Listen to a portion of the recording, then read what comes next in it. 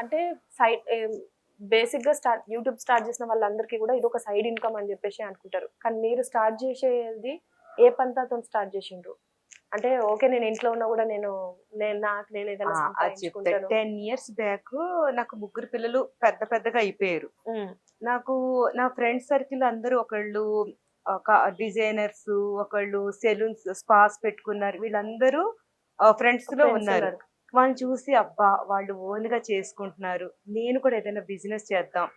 ఇప్పటి వరకు మా వారి మనీ తోటే, ఆయన బర్త్డే వచ్చినా మ్యారేజ్ డే వచ్చినా వారి మనీ తోటే వారికి గిఫ్ట్లు ఇవ్వడం జరుగుతుంది.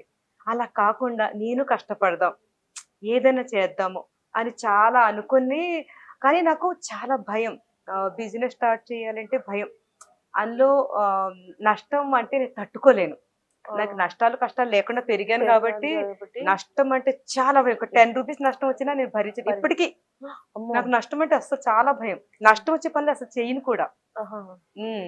అందుకని 10 ఇయర్స్ ఆలోచించాను, ఏ బిజినెస్ చేయాలి, ఎందులోకి వెళ్ళాలి అని ఆలోచించేటప్పటికి లాక్డౌన్ వచ్చేసింది.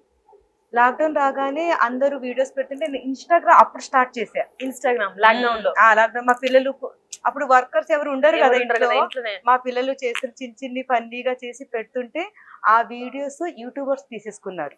వేరే వాళ్ళు క్యాచ్ చేసేసుకుని వాళ్ళు యూట్యూబ్ లో వీడియో స్టార్ట్ చేశారు. అలా వేస్తున్నప్పుడు అవి మంచిగా రీచ్ అయిపోతున్నాయి.